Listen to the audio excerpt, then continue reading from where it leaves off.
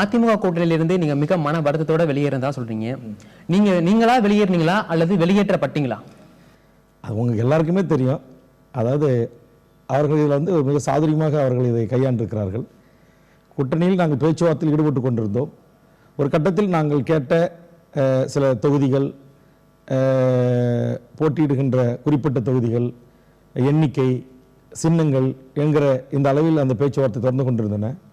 திடீரென்று அதில் எந்தவித ஒரு முன்னேற்றமும் இல்லை.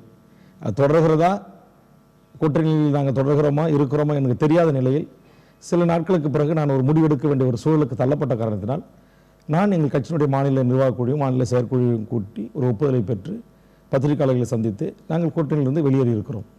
நீங்க திமுகவோட ரகசிய கூட்டணி நடத்தினதா ஒரு பேச்சு இருக்கு. அதனாலதான் உங்களுக்கு அதிமுக கூட்டணியில தொகுதி ஒதுக்கப்படலன்னு ஒரு தகவல் இருக்கே, அது உண்மைதானா? இல்ல, அப்படி ஒரு தலைமையோடு கூட்டணி வைத்துக்கொண்டு இன்னொரு தலைமையோடு பேசுகின்ற அப்படிப்பட்ட ஒரு அரசியல்வாதியாக நான் இருந்திருந்தால் கண்டிப்பாக இன்றைக்கு நான் ஒரு மிகப்பெரிய ஒரு கூட்டணியில் இடம்பெற்று ஒரு கணிசமான தொகுதிகளை நான் பெற்றிருப்பேன். இந்த சட்டப்பேரவை தேர்தலில் தனித்து போட்டியிட போறீங்களா இல்ல தேர்தலை புறக்கணிக்க போறீங்களா? கண்டிப்பாக போட்டியிடுகிறோம், அதுல எந்தவித மாற்றம் இல்லை.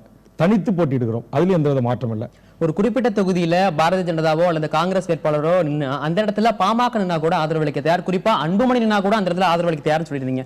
அப்போ இந்த நிலைப்பாடு அப்படிங்கிறது மீண்டும் பாட்டாளி மக்கள் கட்சி, அதாவது உங்களுடைய தாய் கழகமான பாட்டாளி மக்கள் கட்சியோட தமிழக வாழ்வுரிமை கட்சி இணைவதற்கான ஒரு யுக்தியா, ஒரு சமிக்கையா எடுத்துக்கலாமா? இப்போது எப்படி அதிமுகவிலிருந்து நான் வெளியேற்றப்பட்டிருக்கிறோனோ அதே போல் பாட்டாளி மக்கள் கட்சியிலிருந்து நான் வெளியேற்றப்பட்டேன்.